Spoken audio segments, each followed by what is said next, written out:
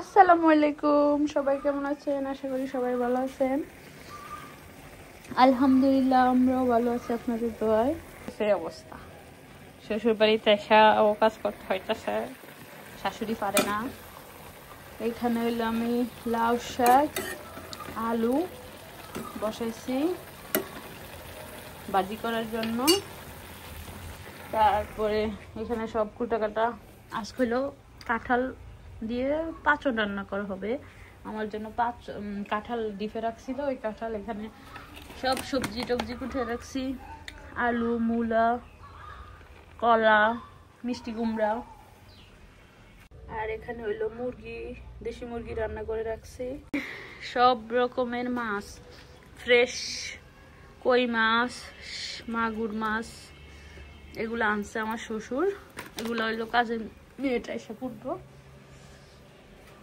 তো রান্না বান্না চলতেছে, সব অগোছালো।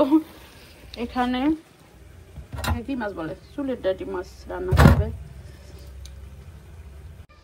এই দুধ হলো তাল রান্না করবে, তালের জন্য।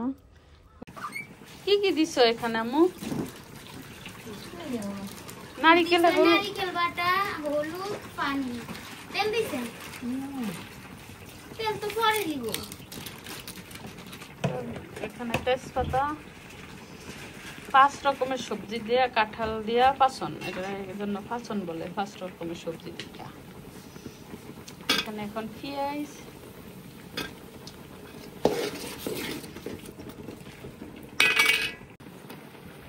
কাঁচামরিচ,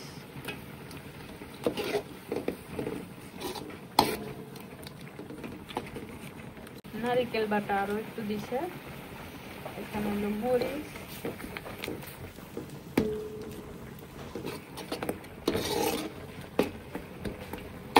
কি রান্না করে আমার মেয়ে দেখতে আসছে।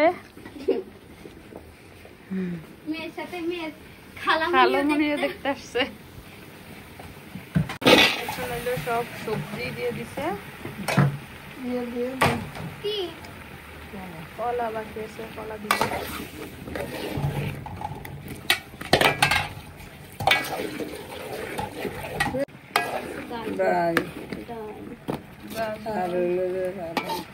এখানে আছে মিষ্টি কুমড়া, আলু, কলা, কাঁচা কলা, তারপরে গাজর,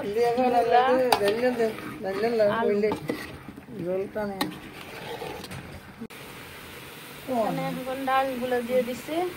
সবকিছু ভালোভাবে কষানো হচ্ছে।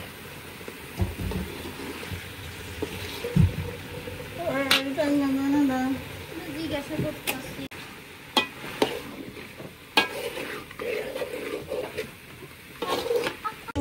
পেঁপে দিয়ে দিছি, সবকিছু দিয়ে এখন পানি দিয়া বসাই দিছি। লাস্টে দিব হইলো কাঁঠাল, সবজি সিদ্ধ হইলে।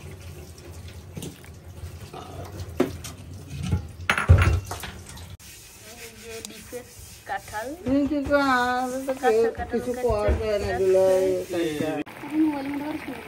এখানে মাছ বোনা, আমাদের নাহারাপার মাছ বোনা।